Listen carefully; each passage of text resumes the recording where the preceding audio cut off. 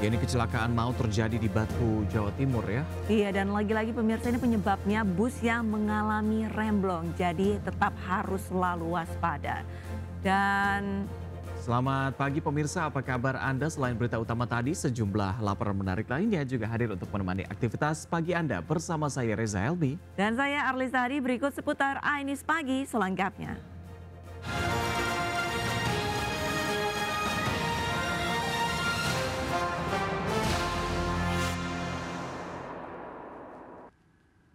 Pemirsa, akibat remblong, sebuah bus pariwisata di Kota Batu, Jawa Timur menabrak 12 kendaraan, 6 mobil dan 6 sepeda motor. 4 orang meninggal dunia, diantaranya anak-anak, dan 8 korban mengalami luka berat serta ringan.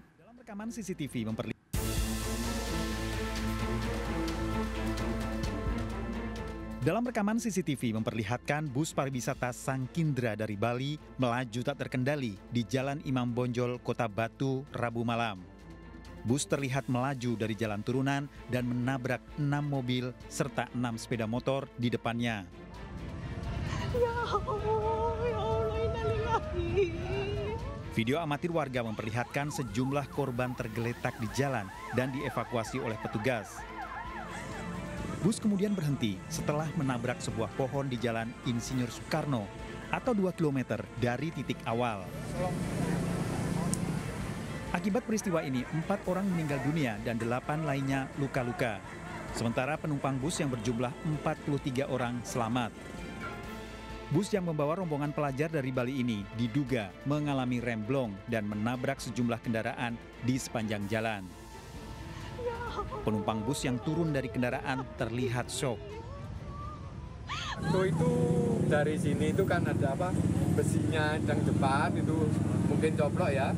Krak dari aspalan itu saya lihat aja kok ngatemnya sini larung benda kecil ini, nggak tahunya kok dimasukkan sini. Cuma itu saya tahu, penumpangnya tidak ada yang terluka. Kalau di sini Pak sempat nabrak sepeda atau mobil di sini? Sini tidak ada sepeda, aman sini tidak ada yang ditabrak. Itu sekitar jam berapa Pak peristiwanya? Kira ya jam setengah 8, jam 7-an lah. Tadi. Kondisi hujan atau gimana? Terang, alhamdulillah terang. Pak, waktu itu setelah bis menabrak, terus penumpang gimana Pak? Berteriak-teriak atau gimana Pak? Iya, berteriak-teriak. Nanti penumpangnya turun semua. Ada berapa penumpang kalau menurut Bapak yang Bapak lihat? Kalau bis kan sekitar 50-an. Bis pariwisata. Polisi telah meminta keterangan dan melakukan olah tempat kejadian perkara. Dari Batu, Jawa Timur, Denny Irwansyah melaporkan. Pemirsa, kecelakaan di Kota Batu, Jawa Timur, 1 orang mengalami luka berat serta 7 lainnya mengalami luka ringan dan 4 orang meninggal dunia. Selain korban jiwa, 6 mobil dan 5 sepeda motor mengalami kerusakan berat akibat diseruduk bus pariwisata asal Bali. Kondisi mobil saat ini.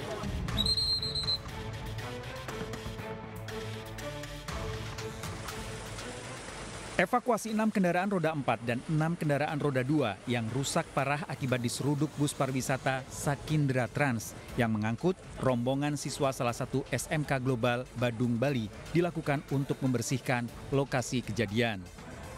Bus mengalami kendala rem dan menabrak kendaraan di 3 titik setelah turun dari tempat wisata Museum Angkut.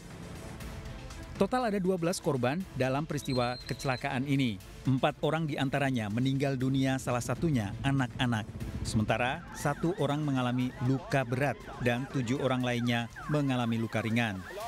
Korban meninggal dievakuasi ke kamar jenazah Rumah Sakit Bayangkara, sedangkan korban luka dirawat di 2 rumah sakit, yakni Rumah Sakit Bayangkara Hasta Brata dan Rumah Sakit Karsa Husada Kota Batu. Rupanya si pengemudi ada kendala di kendaraan, kelihatannya ada masalah teknis yang nanti ini masih kita dalami. Nah, kemudian di kendala teknis ini ada 3 lokasi. Lokasi yang pertama di persimpangan Sultan Agung, itu langkah pertama si pengemudi adalah membuang ke trotoar. Dia berharap ada fungsi pengereman, namun rupanya tidak berhasil. Kemudian yang kedua terjadilah TKP yang ada di depan Batos, dan yang ketiga TKP yang di jalan Air Patimura. Dan jumlah kendaraan yang terlibat sementara kita menghitung ada 1 unit bis, kemudian ada 6 kendaraan roda 4 dan ada kurang lebih 6 kendaraan roda 2. Untuk korban sementara total masih sekitar 12, semoga tidak bertambah. Namun kami turut berduka cita karena kurang lebih ada 4 orang meninggal dunia. Sopir dan kenek bus kini sudah diamankan di Polres Batu untuk dimintai keterangan, sementara 39 siswa dan 3 guru dalam kondisi selamat namun masih mengalami trauma. Dari Batu, Jawa Timur, Denny Irwansyah melaporkan. Pemirsa, untuk kesekian kalinya bus mengalami remblong sehingga menabrak belasan kendaraan dan mengakibatkan korban meninggal. Kecelakaan di Batu, Jawa Timur, bus baru keluar dari Museum Angkut, kemudian terjadi tabrakan sejauh 2 km.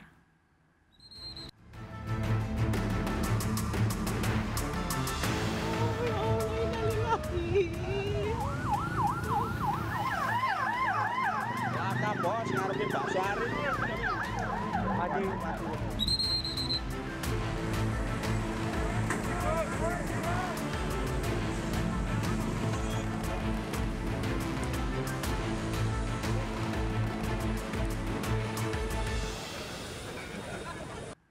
Pemirsa, 6 orang harus menjalani perawatan di rumah sakit di Wates, Kulon Progo, Yogyakarta akibat sebuah bus pariwisata mengalami kecelakaan tunggal.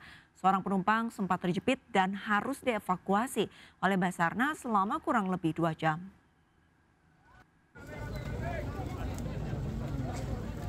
Evakuasi seorang penumpang bus AKPO Murni Jaya rute Bantul, Jakarta yang mengalami kecelakaan tunggal di ruas tol Jalan Brosot Galur, Kelurahan Tayuban, Kapanewon, Panjatan, Kulon Progo, Yogyakarta berlangsung dramatis. Korban Bagus Ristianto, 18 tahun, penumpang warga Imogiri, Bantul, sempat terjepit di bagian kabin bus sisi depan. Tangan korban tergencet badan bus yang oleng sehingga harus dievakuasi menggunakan perangkat evakuasi kecelakaan milik Basarnas Yogyakarta.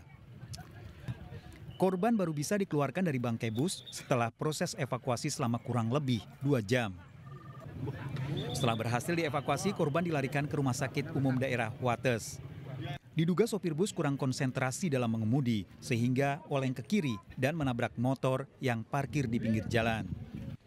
6 penumpang termasuk sopir dan kernet mengalami luka-luka setelah dievakuasi dan menjalani perawatan di rumah sakit. Bis yang semula bis dari arah timur karena kehilangan kendali saat di TKP oleng ke kiri, saat itu ada kendaraan yang parkir namun tidak ada penumpangnya. Terus nabrak pohon, terguling di sawah. Di lokasi kejadian, sopir bus diduga kehilangan konsentrasi sehingga bus oleng dan terjun ke area persawahan. Kondisi korban kurang lebih di bagian depan ya, untuk persisnya di kursi keberapa kurang monitor, tapi di bagian sisi depan kendaraan. Seperti itu. Evakuasi butuh berapa lama tadi, Mas? Kurang lebih 30 menit. Kasus ini ditangani oleh Satlantas Polres Kulon Progo. Dari Kabupaten Kulon Progo, Yogyakarta, Budi Utomo melaporkan. Kebakaran besar menghanguskan sebuah asrama pondok pesantren di Kabupaten Pindrang, Sulawesi Selatan. Seorang santri tewas terjebak kobaran api yang membesar dan menghanguskan bangunan pesantren.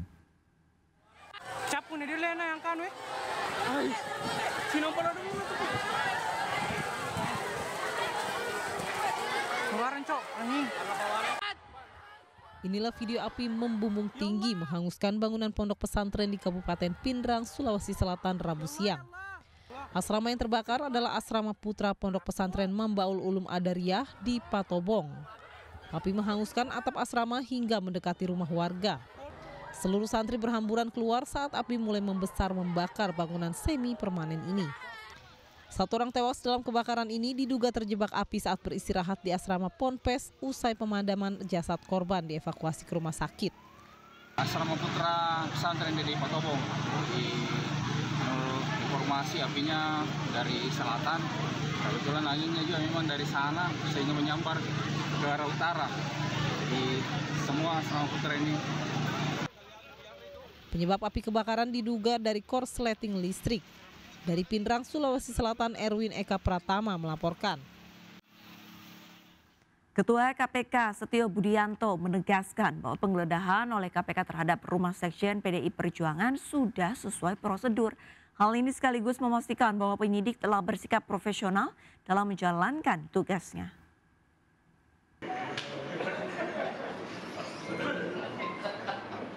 Dalam pertemuan dengan Jaksa Agung di Gedung Kejaksaan Agung Kebayoran Baru, Jakarta Selatan, Ketua KPK Setio Budianto juga menjelaskan bahwa penggeledahan dilakukan sesuai kebutuhan penyidik dalam pemenuhan perkara yang melibatkan Sekjen PDIP Hasto Kristianto. Menurutnya penggeledahan merupakan bagian dari proses mengumpulkan barang bukti kasus. Kenapa? Ya sesuai prosedur aja. Hasilnya nanti kan pasti dilaporkan oleh penyidik. Gitu ya. Udah ada barang bukti yang ditemukan Pak? Secara spesifik penyidik lah itu. Saya kata PDIP ada flash disk sama dokumen. Ya itu penyidik lah yang nanti silakan menghubungi. Baik, terima kasih ya. Sebelumnya KPK menggeledah rumah dan mobil Hasto Kristianto terkait kasus dugaan suap pergantian antar waktu yang melibatkan politikus PDIP Harun Masiku. Hasto sendiri telah ditetapkan sebagai tersangka dalam kasus ini. Dari Jakarta Selatan, Den Helmi Sajangbati melaporkan. Ketua KPK Setio Budianto menemui Jaksa Agung dan Kapolri guna membahas sinergitas pemberantasan korupsi. Dalam pertemuannya, Jaksa Agung ST Burhanuddin menegaskan tidak ada rivalitas antara Kejaksaan Agung dan KPK.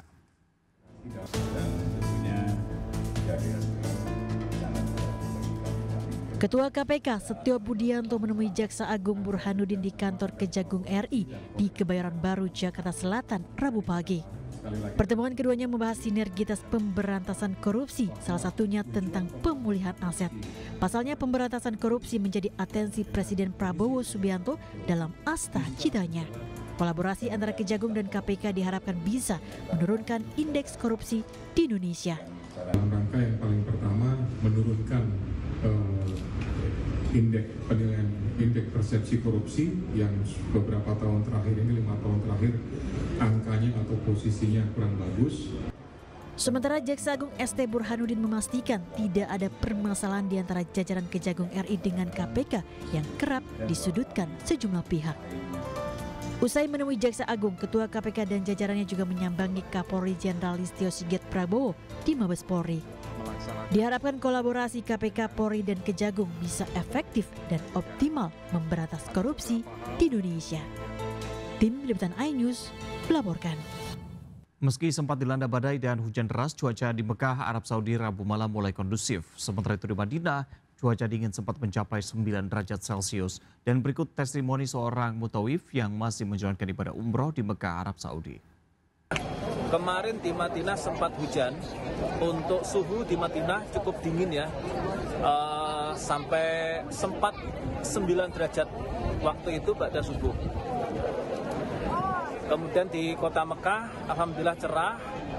Untuk suhu sama seperti di Indonesia, tidak terlalu dingin.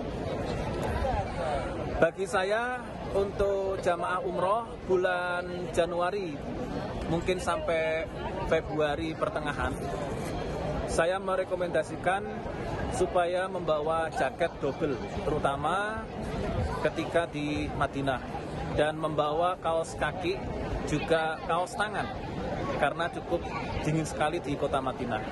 Pemirsa, Bang Napi akan menyampaikan berita kriminal dalam Sergap, bantahan tentang penembakan pemilik rental. Selengkapnya hadir sesaat lagi, tetaplah bersama kami.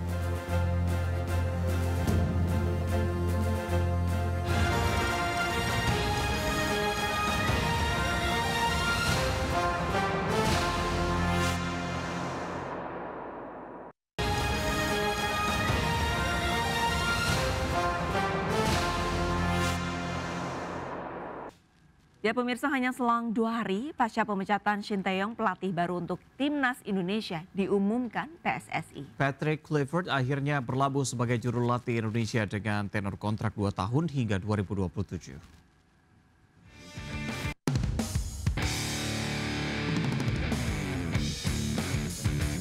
Belum sembuh luka supporter Indonesia yang merasa kehilangan Shin Tae-yong. PSSI mengumumkan pelatih yang menggantikan sosoknya.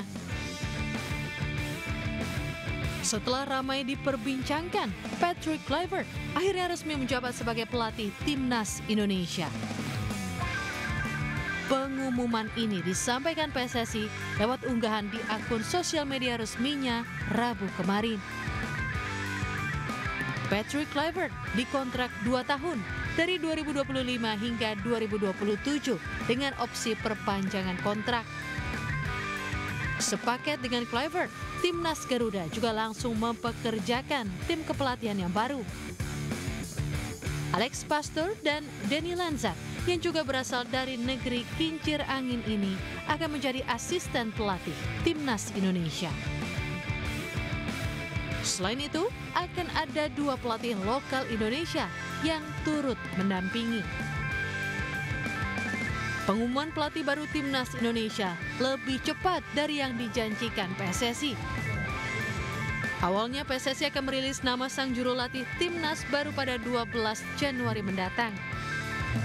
Namun ternyata pengumuman ini dilaksanakan 4 hari lebih cepat.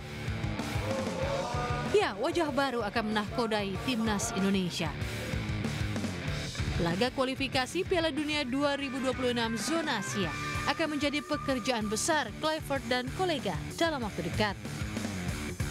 Indonesia akan melakoni laga lanjutan melawan Australia 20 Maret, dilanjutkan melawan Bahrain pada 25 Maret mendatang.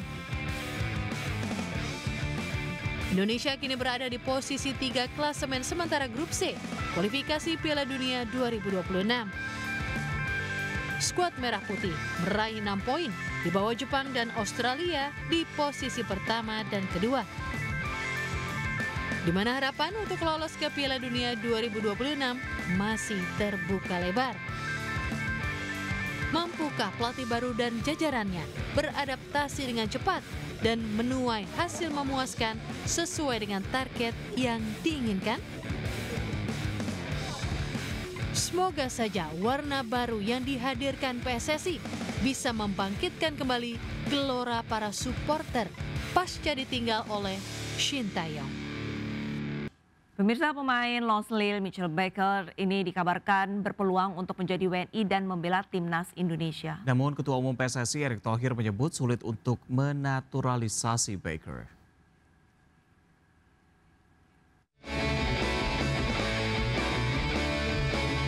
Nama Mitchell Baker muncul ke permukaan belakangan ini.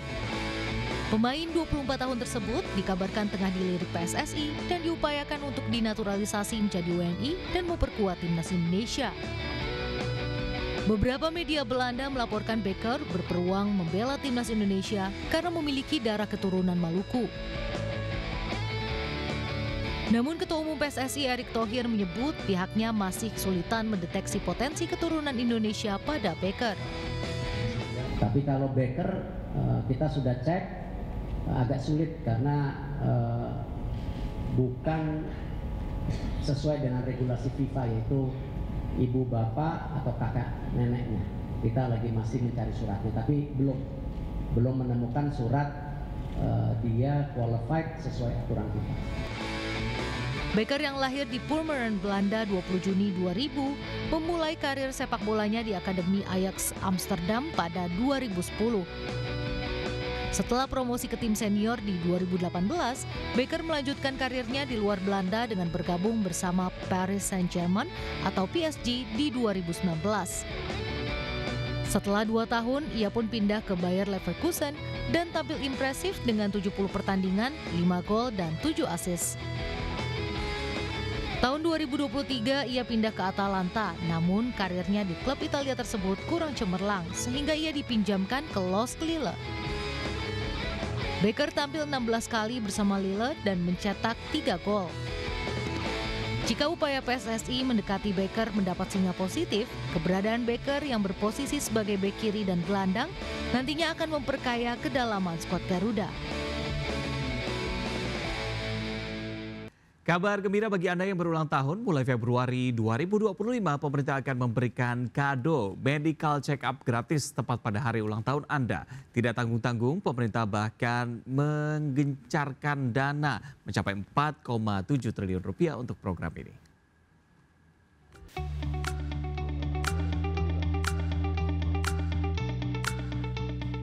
Mulai Februari 2025 mendatang, pemerintah akan memberikan kado bagi masyarakat yang berulang tahun dengan pemeriksaan kesehatan gratis. Dengan anggaran 4,7 triliun rupiah, program medical check up gratis ini akan digelar bertahap dengan menyasar 60 juta orang penerima di tahun 2025. Dan 200 juta warga diharapkan dapat menerima program kesehatan gratis selama 5 tahun ke depan. Menteri Kesehatan Budi Gunadi Sadikin menegaskan program ini bertujuan selain untuk mencegah beragam jenis penyakit sejak dini, juga untuk mengurangi resiko kecacatan hingga kematian. Ini dilakukan di Puskesmas untuk kelompok balita.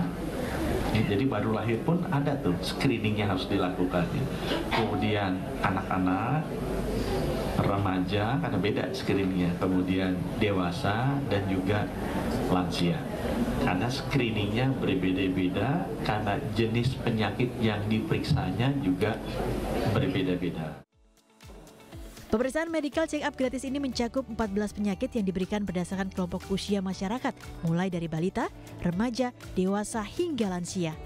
Khusus wanita, program medical check up gratis juga termasuk layanan pemeriksaan penyakit seperti kanker payudara hingga kanker leher rahim. Sementara cara untuk mendapatkan layanan program ini, masyarakat cukup datang ke puskesmas terdekat dan menunjukkan kartu identitas berupa KTP untuk membuktikan tanggal ulang tahun. Dari Jakarta, Tim Liputan iNews melaporkan. Di tahun 2025 ini, selain program akan bergizi gratis yang sudah berlangsung serentak, akan ada juga medical check up gratis. Informasi selengkapnya akan disampaikan Alista, silahkan. Baik, terima kasih banyak Reza dan pemirsa. Ini mulai Februari nanti masyarakat Indonesia akan mendapatkan hadiah dari pemerintahan Prabowo Gibran saat tanggal kelahiran.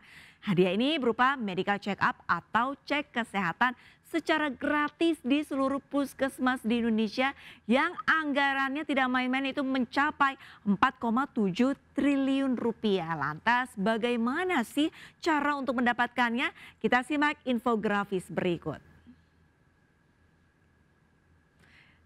Tujuan diberikannya medical check up gratis ini adalah untuk deteksi dini penyakit, mengurangi kematian akibat penyakit kardiovaskuler dan penyakit tidak menular lainnya. Serta pada bayi bisa mengurangi resiko penyakit bawaan maupun kecacatan. Dan untuk mendapatkannya, pemirsa, masyarakat ini bisa mengunduh dan mendaftar di aplikasi Satu Sehat Mobile. Jika sudah terdaftar, Anda bisa langsung datang ke puskesmas tepat pada saat tanggal lahir.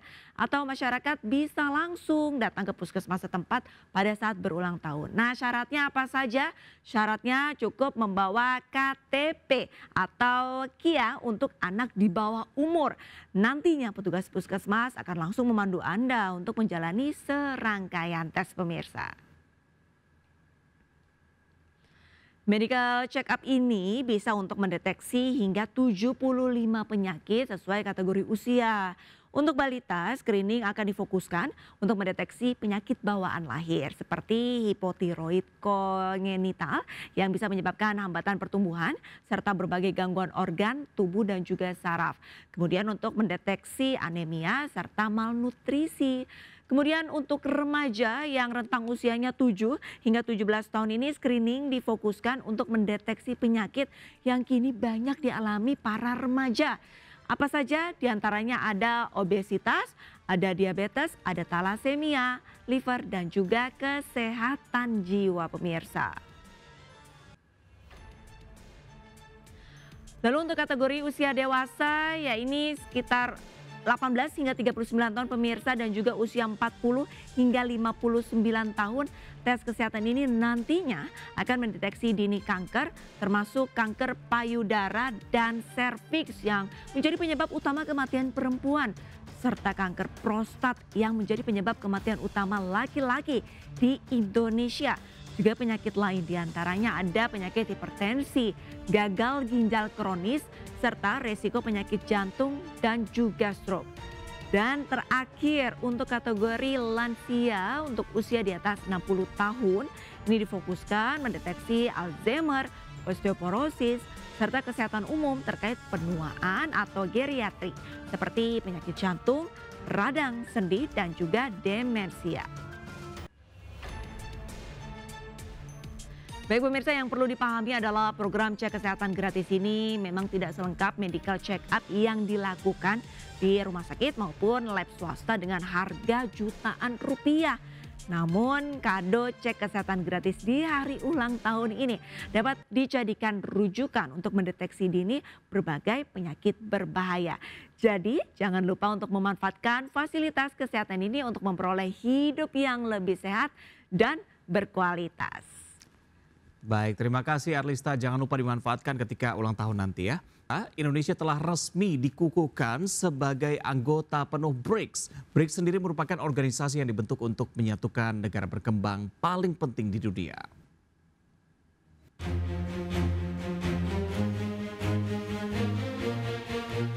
Masuknya Indonesia sebagai anggota penuh BRICS diumumkan langsung oleh pemerintah Brazil selaku ketua organisasi tahun ini. Hal ini menjadi momentum penting bagi Indonesia di awal 2025. Indonesia sendiri sudah menyampaikan keinginannya untuk masuk BRICS sejak 2023. Seluruh negara anggota akhirnya menyetujui keanggotaan Indonesia dalam BRICS.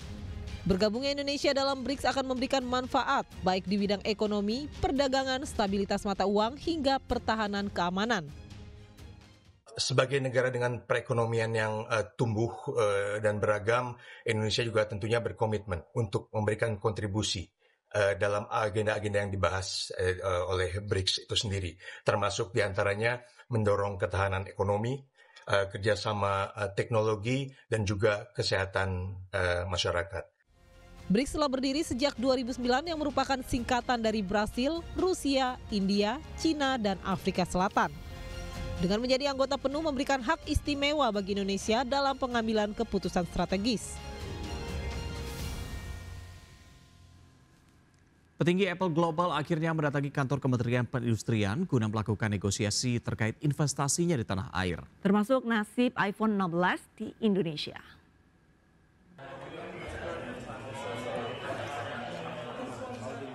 Bos Apple atau Vice President of Global Policy Apple Nick Eman bersama timnya akhirnya mendatangi Kementerian Perindustrian guna melakukan negosiasi keberlanjutan penjualan produk Apple di tanah air. Selain membentuk tim teknis yang dipimpin oleh Dirjen Industri Logam Mesin Alat Transportasi dan Elektronika, pemerintah melalui Kemenperin mendorong Apple untuk melakukan pembangunan fasilitas manufaktur di Indonesia. Ada time frame ya yang kita tetapkan. Bisa done deal hari ini, bisa done deal malam ini, bisa done deal besok, bisa done deal next week, ya, bisa next month. Jadi waktu kami tidak tetapkan target. Yang kami tetapkan target itu adalah substansinya. Sementara pihak Apple bersedia mengirimkan perwakilan tingkat tingginya ke Indonesia untuk membahas potensi kerjasama strategis. Just a bit statement about the result of the negotiation. How was it? How was the progress? It's a great discussion. Great discussion. Meski demikian, Apple belum bisa menjual seri terbarunya iPhone 16 karena belum memenuhi syarat tingkat komponen dalam negeri atau TKDN. Tanya itu, masa berlaku sertifikat TKDN milik Apple juga telah habis. Diketahui pihak Apple berencana mengajukan investasi sebesar $1 miliar di Indonesia. Dari Jakarta, Ade Firmansyah melaporkan. Sidang Komisi Kode Etik Polri memutuskan Bribtu WT pelaku penipuan pendaftaran Bintara dijatuhi sanksi pemberhentian tidak dengan hormat atau PTDH. Korban yang tertipu hingga 900 juta rupiah berharap agar selain dipecat, uang bisa dikembalikan penuh. Oknum anggota Polres Pemalang Bribtu WT menjalani sidang etik buntut penipuan pendaftaran Bintara Polri. Sidang berlangsung secara tertutup dijaga ketat petugas provos di ruang Tribrata Polres Pemalang, Jawa Tengah. Komisi Kode Etik Polri memutuskan pemberhentian tidak dengan hormat atau PTDH alias dipecat terhadap pelaku. Sidang Komisi Kode Etik menjatuhkan hukuman terhadap Bribtu WR berupa pemberhentian tidak dengan hormat yang terbukti melanggar kode etik profesi Polri. Pelaku sudah dijatuhi hukuman pemberhentian dengan tidak hormat. Otomatis sudah bukan anggota Polri lagi. Suratmo, korban penipuan pendaftaran Bintara Polri yang merugi hingga 900 juta rupiah, mengaku pasrah menyerahkan sepenuhnya putusan hukum ke institusi Polri. Ia menjual sawahnya dan menyetorkan uang pada pelaku yang menjanjikan anaknya diterima masuk di kepolisian. Namun ia tetap berharap agar uang tersebut bisa kembali penuh. Kasus ini sudah terjadi sejak tahun 2020 atau 4 tahun lalu dan sudah dilaporkan ke polisi. Namun kasus penipuan ini baru diproses dan mendapat keputusan sanksi PTDH atau pemecatan. Saat ini kasus kejahatan penipuan ini masih di Kejaksaan Negeri Pemalang dan akan segera disidangkan. Sementara pelaku masih ditahan di Polres Pemalang, Jawa Tengah. Dari Pemalang, Jawa Tengah, Suryono Soekarno melaporkan. Pemirsa, kami akhiri jumpa kita pagi ini. Berita-berita yang kami sampaikan di program seputar iNews pagi hari ini juga dapat dilihat di okezon.com. Silakan men-scan barcode yang tertera.